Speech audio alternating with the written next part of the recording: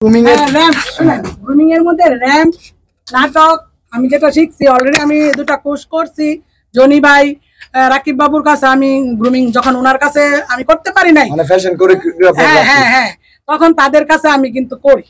তো ওইখানে ভাষার উপরে কথা গ্রুমিং করাইছে, র্যাম্পের উপরে করছি, তারপরে নাটকের উপরে করছে, মানে যাবতীয় ওরা যা যেটা, যেমন ডান্স করাইছে, ওই যে সোহাগ ভাইকে দিয়ে ডান্স করাইছে। তা এটি মানে গ্রুমিং এর মধ্যে এগুলি থাকে। আচ্ছা, আপনার আমরা যতটুকু জানি মডেলিং করতে গেলে, হ্যাঁ, র্যাম্প করতে গেলে একটা বয়স লাগে। তো আসলে মেয়েদের বয়স জানা উচিত না, তবে আপনি যে সময়ে আসছেন মডেলিং করার জন্য, সেটা কি আপনার জন্য পর্যাপ্ত বয়স মনে করেন আপনি? না, আমি পর্যাপ্ত বয়স না করলে যে মনের যে জোর, শুনেন, মনের জোর থাকলে আমি মনে করি একজন মেয়ে হোক মহিলা হোক সবকিছু করতে পারে ভাই, সব জয় করতে পারে, কথাটা বুঝছেন। আর এইখানে মডেলিং এ তো বয়স যে বলছে, তো বয়সের প্রয়োজন হয় না, এই কারণেই তো আসছি। আমাকে যদি বলতো এডলব খান বলছে, জনি ভাই বলছে, রাকিব বাবু বলছে বয়সের মডেলিং গ্রুমিং করতে কোনো বয়সের প্রয়োজন হয় না। আপনার কথা বলেন, আপনার তানজিল জনি ভাইয়েরকে বলেন, ওরাও যদি লাইভটা দেখে তো অবশ্যই তো আমাকে চিনবে, আমি কোর্স করে আসছি, চিনবে না? তো এডলব খানের যে অভিযোগটা, হ্যাঁ, এডলব খানের সাথে আমার কথা হয়েছে দৈনিক জায়জাকাল থেকে। তো এডলব খান বলছে যে আপনি 22,000 টাকা মনে হয় ওকে দিয়েছিলেন, এবং করোনার সময়, তারপরে করোনার ক্রান্তি লগ্নের কারণে সে গ্রুমিংটা করাতে পারে নাই, এডলবের যে অভিযোগটা বা এডলবের কথা। আর আপনি বলছেন যে আপনার 40,000 টাকা হচ্ছে পাচ্ছেন। তো এই এডলব হচ্ছে এখন বললো যে আপনি নাকি ভাইরাল হওয়ার জন্য এখানে। না ভাইয়া, ভাইরাল হওয়ার জন্য না, কথাটা আপনি মিলান আমার কথাটা।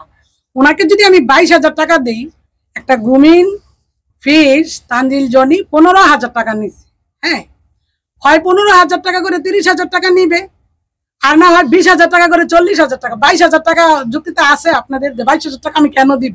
দিলে তো 20,000 টাকা দিতাম। তবে উনি তো নিজের মুখে আমার সামনে বলছে 22,000 টাকা।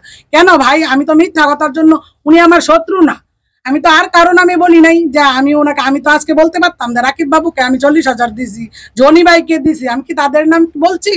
আমি জনি ভাইয়ের কাছে 15,000 টাকা দা গ্রুমিং করছি, রাকিব বাবুর কাছে 5,000, অনলি 5,000 টাকা দা করছি। এডলব খান যে আপনি যে ওকে 40,000 টাকা দিলেন, তাকে চিনেন কিভাবে এবং 40,000 টাকা কিভাবে দিলেন? তাকে টিকটকের মাধ্যমে চিনি, টিকটকের মাধ্যমে মোবাইল নাম্বার নেওয়া নেই হয়, আদান প্রদান হয় টিকটকের মাধ্যমে। তো কথা হয়েছে, মোবাইল নাম্বার নেওয়ার পরে ফোনে কথাবার্তি বলার পরে ওনার বাড়িতে এসে আমি ওনার হাতে 25,000 টাকা দিছি, প্রথম 25,000 টাকা দিছি। তো উনি বলছে যে আমাকে দেখে ওই যে গাইয়া গাইয়া মনে হয় না, যে ওই গাইয়া গাইয়া লাগে, আমাকে 6 মাসের কোর্স, বাট 40,000 টাকা দিলে কোর্স মরতো, মানে 40,000 টাকা আমার যতদিন লাগবে উনি আমাকে পারফেক্ট কইরা আমাকে ক্যামেরার সামনে আনবে, বুঝতে পারছেন? এই কারণে ওনাকে আমি 25,000 হাতে দিছি, আর বিকাশে 15,000 দিছি। আমাকে না হলে বিকাশ নাম্বারটা কেন দিল, কেন জিমেল নাম্বারটা দিবে? কারণ ছবি চাইছে, আমি পাসপোর্ট সাইজের ছবি নিচ্ছি, বলছে 3 আর ছবি লাগবে।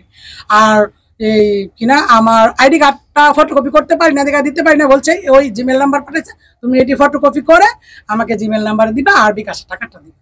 তো ভাইয়া একটা প্রমাণ পাইছেন, যা যদি না কিনা টাকাটা যদি মোবাইলে বিকাশে না দিতাম 15,000, তাহলে আমাকে কাগজটা কেন লেখা দিছে? আমি তো 25,000 টাকা হাতেই দিছি।